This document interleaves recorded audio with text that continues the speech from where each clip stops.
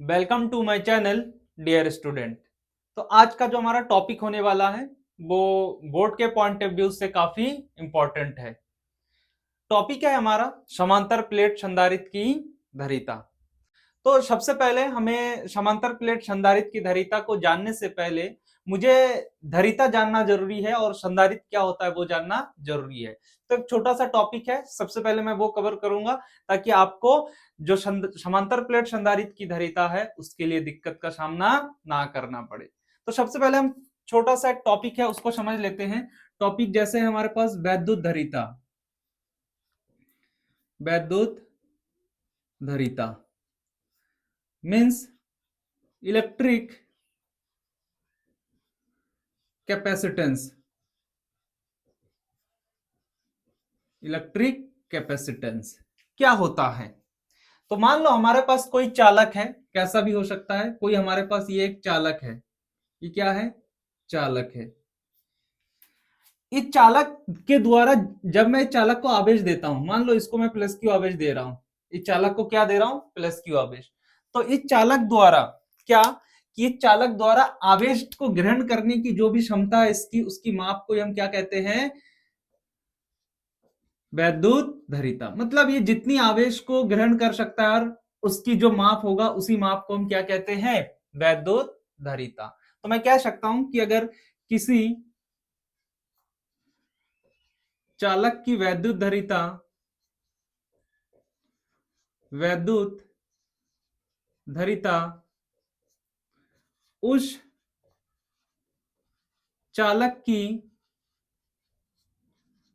आवेश ग्रहण करने की क्षमता का क्या है, माप है। मतलब जब भी किसी चालक को तुम आवेश देते हो, कोई भी चालक है उसको आवेश देते हो और वो जितनी आवेश को ग्रहण करता है, अपने अंदर समाता है, उस सबकी जो माप होता है उसी को हम क्या कहते हैं, वैद्युत धरीता। मान लो इस चालक को यदि यदि चालक को क्यू आवेश देने पर, आवेश देने पर चालक की विभव में, चालक की विभव भी में वृद्धि हो, क्या हो, वृद्धि हो।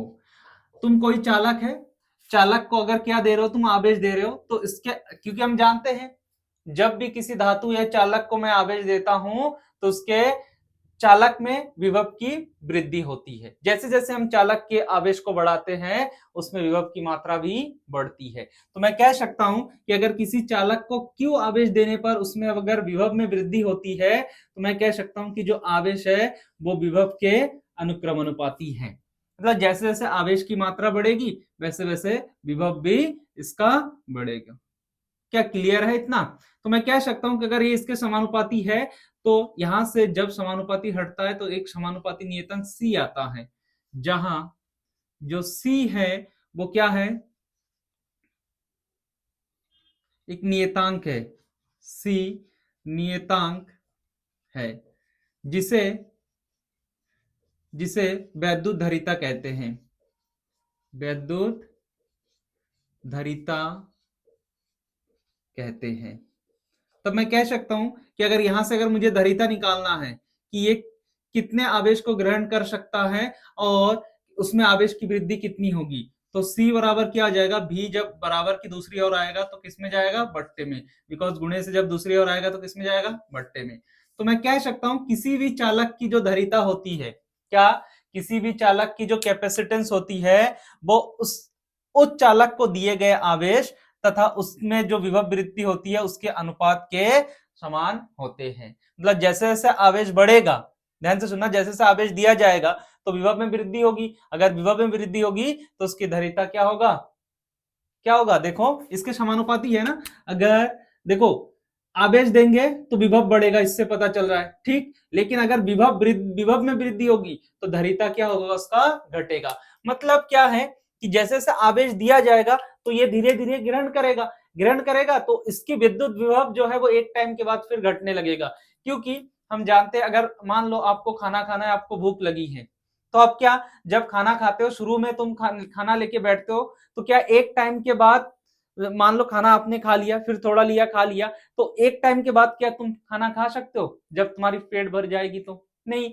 तो सेम है, इसका भी वही कंडीशन है कि शुरू में तो आवेश दोगे, आवेश ग्रहण करेगा, लेकिन एक टाइम के बाद जैसे विभव में वृद्धि हो जाएगा तो ये आवेश ग्रहण नहीं करेगा। तब इसको जितनी आवेश ग्रहण करना होगा वो उस टाइम कर लिया होगा। क्या इतना क्लियर है? हाँ, तो जैसे विभव वृद्धि होती है तो जो धरिता होता है वो धरिता क्या होता है, घटता है। तो इतना याद रख लेना कि किसी भी चालक का अगर तुम्हें धरिता निकालना है तो किससे निकालोगे, Q अपॉन V से। किससे निकालोगे? Q अपॉन V से। अब अगर इसका मात्रक निकालना है, क्या निकालना है? मात्रक। तो मैं कह सकता हूं उसका मात्रक कूलम प्रति वोल्ट होता है। क्या होता है? कूलम प्रति वोल्ट। और इसे और क्या कहा जाता है? फेरेड भी कहा जाता है। कूलम प्रति वोल्ट को और क्या कहा जाता है? फेरेड। अगर मैं इसका बीमा देखूं, क्या देखूं? बीमा, डायमेंशन, तो इसका बीमा होगा M1 L-2 T4 और A2। ये इसका क्या हो जाएगा? धरिता का बीमा हो जाएगा। ये धरिता का क्या हो जाएगा? बीमा। ये दोनों इंपॉर्टेंट है, इस वैल्यू को एक बार याद कर लेना। तो ठीक है, अब हम इसके आधार पर क्या करेंगे, दो समांतर प्लेट लेंगे और उसके बीच में कोई परावैद्युत पट्टी रखी है, जिसके कारण मुझे उसकी क्या निकालना है, कि धरिता, कि वो कितने आवेश को अपने अंदर ग्रहण कर सकता है। ठीक है, पहले इसको नोट डाउन कीजिए। तो शुरू करते हैं अब हमारी टॉपिक। टॉपिक है हमारा समांतर प्लेट संधारित्र की धरिता, capacitance of parallel plate capacitor. ठीक है, चलिए शुरू करते हैं। मान लो हमारे पास एक ऐसा चादर है जो कि समांतर है और वो दो प्लेटों से मिलकर बना है। किससे मिलकर बना है? दो प्लेटों से। प्लेट को मैंने एक्स मान लिया और प्लेट को मैंने वाई मान लिया। तो हमारे पास एक चादर है जो किससे मिलकर बना है? दो प्लेटों से मिलकर बना है। इतना याद रखो। तो दो चादर हमारे पास है।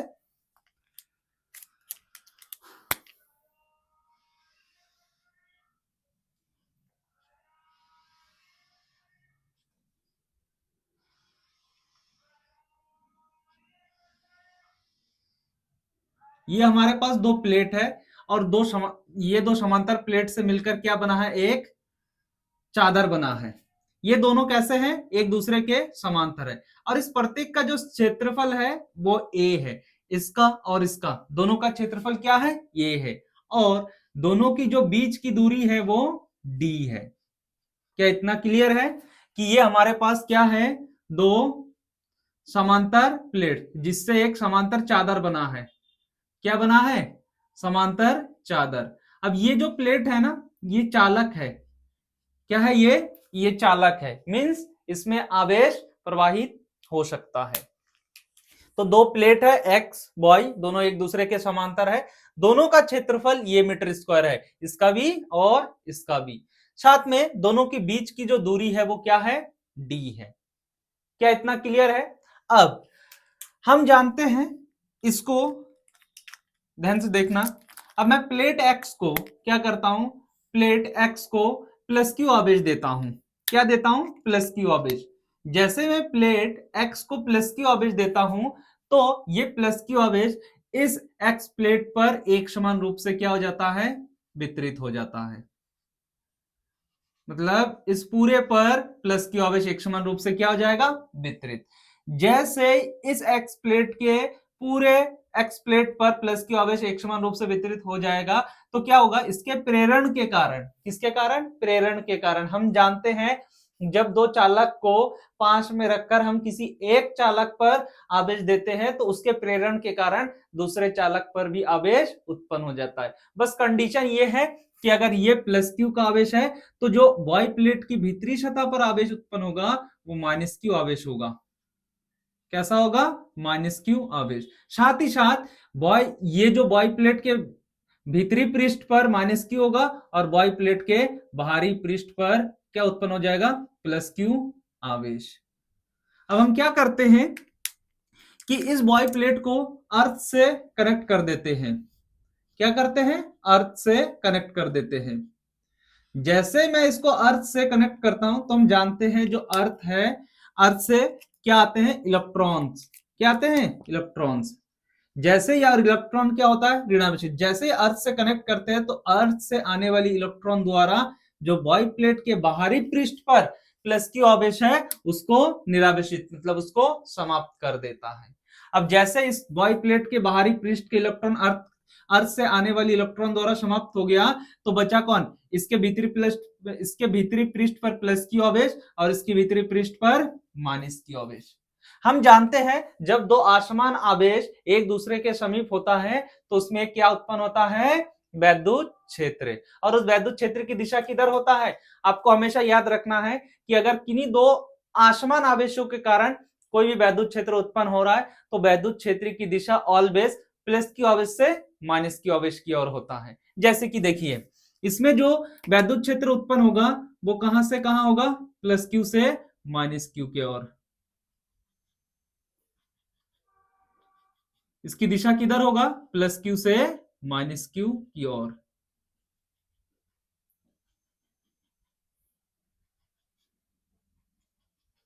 क्या इतना क्लियर है, ये जो वैद्युत क्षेत्र उत्पन्न हुआ इसकी दिशा किधर है, प्लस क्यू से माइनस क्यू की ओर। साथ ही साथ इसके अंदर क्या उत्पन्न होगा, वैद्युत विभव।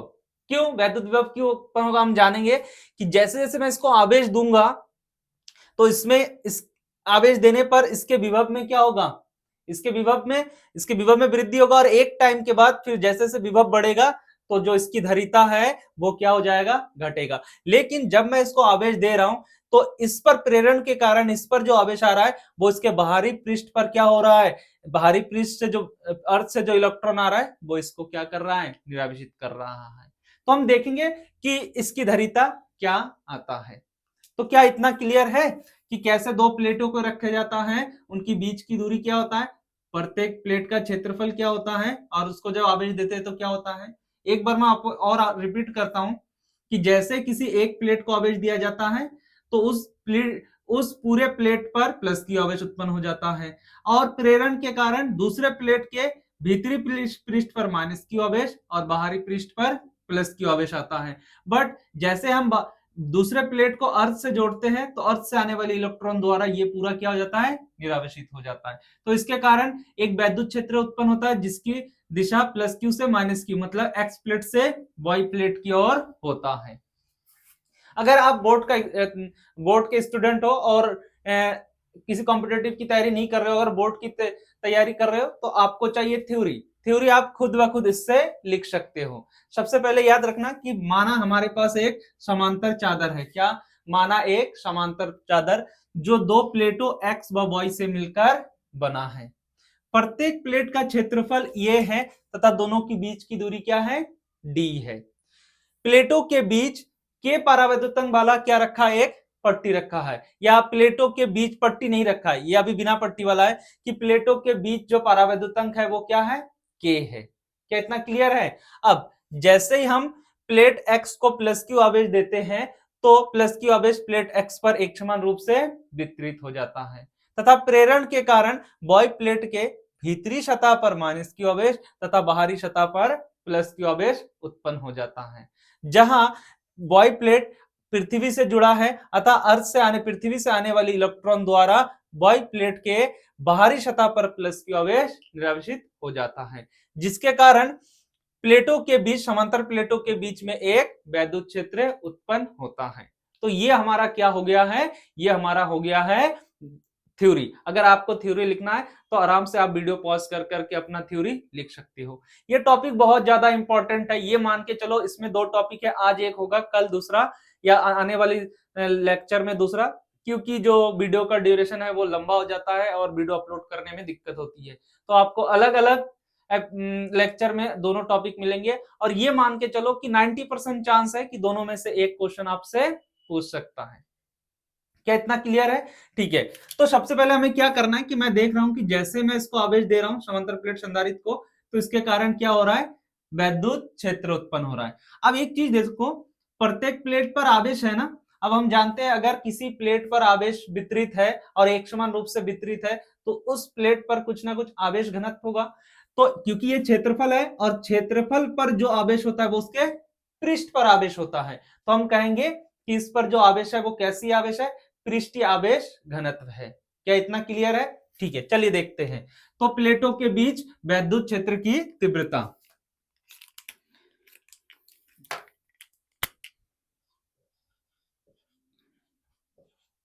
प्लेटों के बीच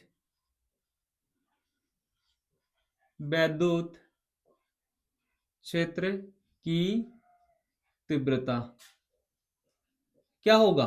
वैद्युत क्षेत्र की तीव्रता जो होगा वो ई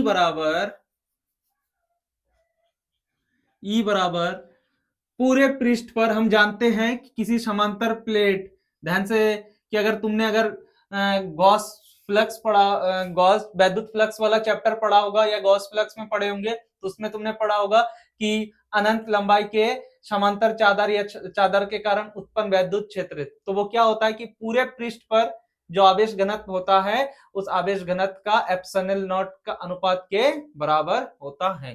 तो किसी भी समांतर प्लेट पर जो वैद्युत क्षेत्र उत्पन्न होता है वो क्या होता है, सिग्मा अपॉन, क्योंकि इस प्लेटों के बीच क्या भरा है, पारावैद्युतांक, ओ सॉरी, प्लेटों का माध्यम कैसा है, पारावैद्युतांक है, और एप्सिलॉन नॉट। ठीक है, जहां जहां के प्लेटों के बीच का पारावैद्युतांक है। क्लियर है? जहां के क्या है, प्लेटों के बीच का पारावैद्युतांक है, और जो ये क्या है, ये एप्सिलॉन नॉट क्या है, ये निर्वात की वैद्युतशीलता है। ये लिखने की जरूरत नहीं है, पहले मैंने इसको पढ़ा चुका हूं। अब ये सिग्मा क्या है, प्रत्येक प्लेट पर पृष्ठीय आवेश घनत्व, तो पृष्ठीय आवेश घनत्व जो है वो हमारा सिग्मा अपॉन क्या हो जाएगा, सिग्मा अपॉन क्या होता है कि पूरे क्षेत्रफल पर जो आवेश की मात्रा होती है, क्या, कि पूरे प्लेट के पूरे क्षेत्रफल पर, मतलब ए है तो पूरे क्षेत्रफल की बात हो रही है, लंबाई गुणे चौड़ाई, तो पूरे क्षेत्रफल पर जो आवेश की मात्रा होता है इनका अनुपात ही क्या होता है, पृष्ठीय आवेश घनत्व। क्या मैं इसको इसमें रख सकता हूं? ठीक, तो जैसे मैं सिग्मा की जगह पर क्यू अपॉन ए रखूंगा तो क्यू ऊपर और ये कहां जाएगा, नीचे, तो के epsilon not a, equation first. अब हम जानते हैं, ध्यान से सुनना, अब हम जानते हैं कि अगर किसी समांतर प्लेटों के बीच में वैद्युत क्षेत्र उत्पन्न हो रहा है उसको आवेश देने पर, तो क्या होगा कि उसमें एक वैद्युत विभव भी उत्पन्न होगा। तो मैं क्या कहूंगा कि वैद्युत क्षेत्र के कारण वैद्युत विभव, प्लेटों के बीच वैद्युत क्षेत्र के कारण वैद्युत विभव, प्लेटों के बीच वैद्युत क्षेत्र के कारण विभव क्या होगा, हम जानते हैं जब भी किसी प्लेट के बीच में जो वैद्युत क्षेत्र होता है और उसमें विभव भी उत्पन्न होता है, तो पूरे दूरी में, डी दूरी में जो विभव उत्पन्न होता है इनका अनुपात को ही हम क्या कहते हैं, वैद्युत क्षेत्र। अगर किन्हीं दो प्लेटों के बीच में तुम्हें वैद्युत विभव निकालना है तो कैसे निकालोगे, कि उस पूरे दोनों प्लेटों की बीच की दूरी से तुम क्या कर दो, जो वैद्युत क्षेत्र है और जो भी इसमें जो विभव उत्पन्न हो रहा है विभव को भाग कर दो, तो तुम्हें क्या मिल जाएगा, वैद्युत क्षेत्र। तो मैं यहां से क्या कर सकता हूं, अगर मैं भी निकालूंगा तो बट्टे में जो डी है वो बराबर में जाएगा, तो किस में जाएगा, गुणे में, तो v बराबर क्या हो जाएगा, डी। ये समीकरण 2। समीकरण 1 से ई का मान कहां रखने पर, समीकरण 2 में रखने पर, तो जो विभव आएगा वो क्या आ जाएगा, हमारा विभव आएगा q अपॉन के epsilon naught a into D. इसको मैं लिख सकता हूं क्यू डी अपॉन के एप्सिलॉन नॉट ए, समीकरण 3। क्या इतना क्लियर है? ये है प्लेटों के बीच उत्पन्न विभव। अब अगर मैं जानता हूं, थोड़ी देर पहले तुम्हें पढ़ाया कि जब भी किसी चालक में मैं आवेश देता हूं तो उस चालक पर जो विभव उत्पन्न होता है वो विभव उत्पन्न होने के पश्चात धरिता में क्या चेंजेस आता है वो हम देखते हैं, और मुझे निकालना भी क्या है, धरिता। तो जैसे किसी चालक को आवेश देते हैं तो उसके विभव में वृद्धि होती है। अगर विभव में वृद्धि होती है तो उसमें धारिता क्या होता है, कम होता है। अब हम देखेंगे धारिता क्या होगा। तो समांतर प्लेट संधारित्र की धारिता,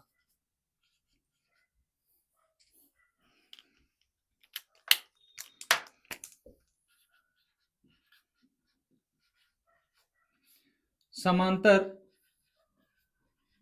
प्लेट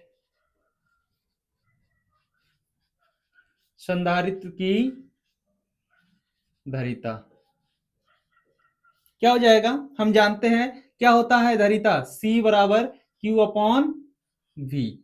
तो क्या मैं इसमें रख सकता हूं, रखो जरा। तो C बराबर क्या आ जाएगा, C बराबर Q की वैल्यू हमारे पास क्या है, ओ सॉरी V की वैल्यू हमारे पास है। तो Q अपॉन V की वैल्यू क्या है, समीकरण 3 से देखो, QD डिवाइड में क्या आ जाएगा, K एप्सिलॉन नॉट A। अब देखो first term second term same है, क्या हो जाएगा, कैंसिल। अब थर्ड टर्म कहां जाएगा, ऊपर। तो यहां से क्या आ जाएगा, C बराबर हमारे पास क्या आ जाएगा, C बराबर ये ऊपर गया तो K epsilon naught A upon क्या नीचे क्या बचा है, D। और इसका मात्रक क्या हो जाएगा, फेरेड। मात्रक क्या हो जाएगा, फेरेड। तो ये हमारा हो गया किसी समांतर प्लेट संधारित्र की धारिता के लिए फॉर्मूला। ये जो फॉर्मूला ये काफी यूजफुल है, चाहे आप एग्जाम बोर्ड एग्जाम के पॉइंट ऑफ व्यू से देखो या आप कोई भी एंट्रेंस एग्जाम, चाहे तो सेंट्रल यूनिवर्सिटी का हो, जेई का हो या नीट का, आईआईटी जैम का हो, ये फॉर्मूला काफी इंपॉर्टेंट होता है। आपको ये भी याद रखना है कि जो धारिता है, धारिता का जो मात्रक है वो कूलम प्रति वोल्ट होता है, लेकिन उसको क्या लिखते हैं, फेरेड भी लिखते हैं। क्या इतना क्लियर है, आप इसको इजीली प्रूव कर सकते हो, कोई दिक्कत नहीं। अगर कोई दिक्कत नहीं है तो आगे मैं छोटा सा एक स्टेप है, ये बोर्ड के लिए आपको यहां तक करना है। बट अगर बोर्ड से आगे, जैसे अगर कोई बच्चा ऐसा है जो कॉम्पिटेटिव की तैयारी, एग्जाम की तैयारी कर रहा है, तो उसके लिए है कि मैंने तो माना कि प्लेटों के बीच जो परावैद्युतांक है वो k है। तो अगर प्लेटों के बीच परावैद्युतांक k है तो उसके लिए फॉर्मूला ये हो गया।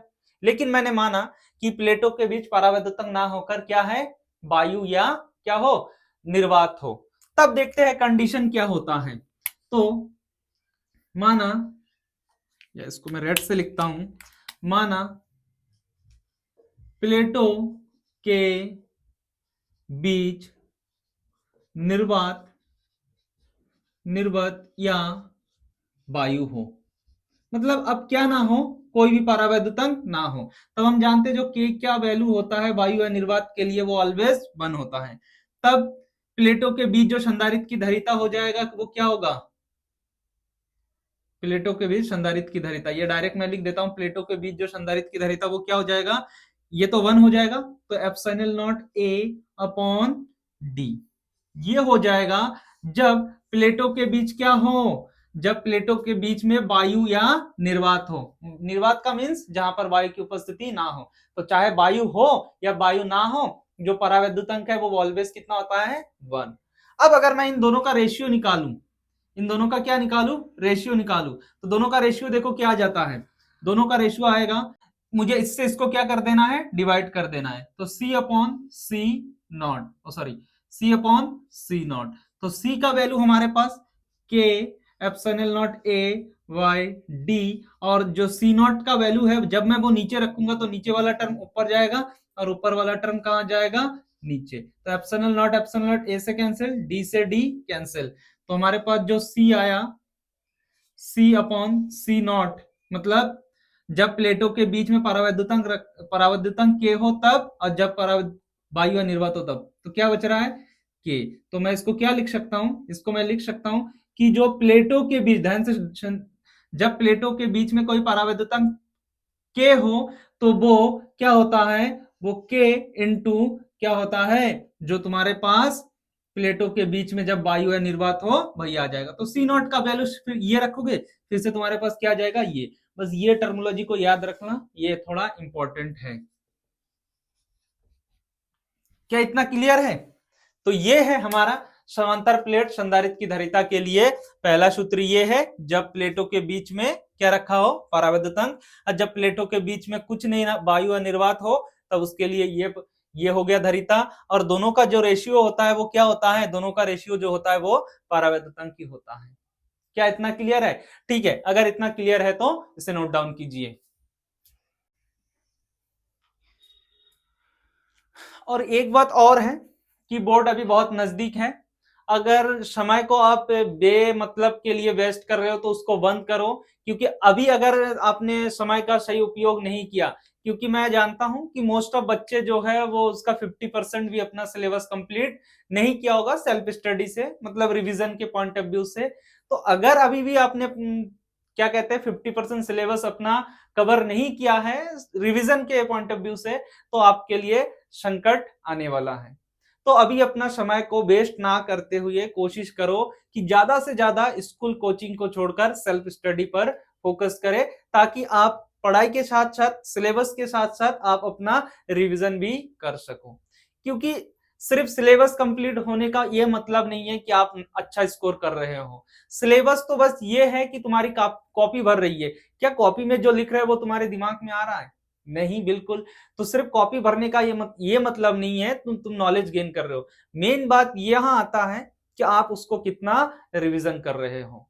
तो जितना हो, अगर आप कोई टॉपिक अभी देखो टाइम ऐसा है कि जो टॉपिक तुम आज कोचिंग से चाहे स्कूल से पढ़ के आ रहे हो, तुरंत घर पे आके उसको रिवाइज करो।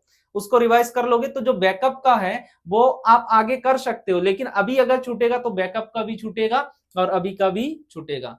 मुश्किल से 90 डेज है तुम्हारे पास। 90 डेज में आपको 5 सब्जेक्ट कवर करने हैं। 5 सब्जेक्ट बहुत मायने रखते हैं कवर करना 90 डेज में। अगर आप अभी से ही सेल्फ स्टडी 4 से 5 घंटा करने लगे तो इजीली हो जाएगा, नहीं करोगे तो आपके लिए संकट है। देखो, सिर्फ हमें इसलिए भी नहीं पढ़ना है कि हमें मार्क्स लाना है। मार्क्स कोई भी 2 महीना 2.5 महीना अच्छे से पढ़ के हार्ड वर्क के साथ अगर स्मार्ट वर्क करेगा तो वो इजीली कर लेगा। लेकिन हमें अपने स्किल पर भी ध्यान देना है कि जो भी चीजें हम पढ़ रहे हैं उस चीज को हम कितना लोगों के सामने उसका डेमोन्स्ट्रेशन हम कैसे कर रहे हैं, उस किसी भी थ्योरी को हम लोगों के सामने कैसे रिप्रेजेंट कर रहे हैं। तो इन सब चीजों के लिए हमें थोड़ा डीप स्टडी करना है, और साथ ही साथ जो टाइम है, टाइम को वेस्ट करने से हमें बचाना है। देखो, हमारी जो मेहनत है उसके पीछे हमारी माँ बाप का हाथ है। आप एक बार किसी को नहीं, बस उनके बारे में सोचो। आपके लिए दिन रात एक करके कोचिंग की फीस हो, कॉलेज की फीस हो, चाहे तुम्हारे खुद की कोई खर्च हो, और कॉपी पेन, इन सब के लिए जो खर्च आ रही है वो कहाँ से आ रही है? वो तुम्हारे लिए पूरा दिन भर क्या कर रहे हैं?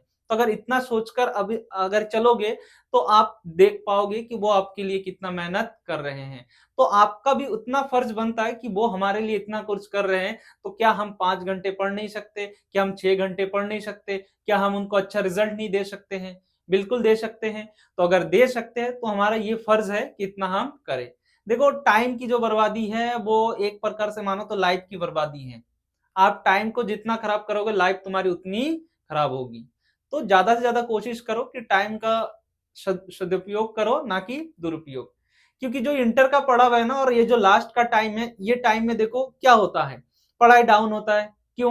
क्योंकि हम जानते हैं हमारे पास 3 महीने बचे हैं, यही हमारे पास स्कूली टाइम है, इसी में हम मौज करेंगे, इसके बाद हमें ये टाइम नहीं मिलेगा। मैं मानता हूं कि ये जो लास्ट का 3 महीना है, आपको यही, इसके बाद ये टाइम नहीं मिलेगा। बट ये भी देखो साथ साथ कि आपका जो कैरियर है इन्हीं 3 महीनों में बनेगा। अगर इन्हीं 3 महीनों में आपने अच्छा प्रदर्शन किया, अच्छा स्टडी किया, तो आपका करियर कुछ हद तक फिक्स होने की संभावना है। लेकिन आप सिर्फ ये सोचोगे कि ये जो स्कूल लाइफ के 3 महीने हैं, इसके बाद स्कूल लाइफ नहीं मिलेगा तो हम फुल टू मौज मस्ती करेंगे, तो आपके करियर यहीं पर अस्त होने वाला है। तो जो भी है, सोच समझकर कदम बढ़ाना है, मौज मस्ती भी करना है, साथ में साथ अपने पढ़ाई को भी कंटिन्यू करना है। जब पीरियड खाली हो या जब कोई टीचर नहीं आ रहे तो 15-20 मिनट पढ़ लो, फिर बात कर लो। जब हाफ टाइम होता है हाफ टाइम में कर लो।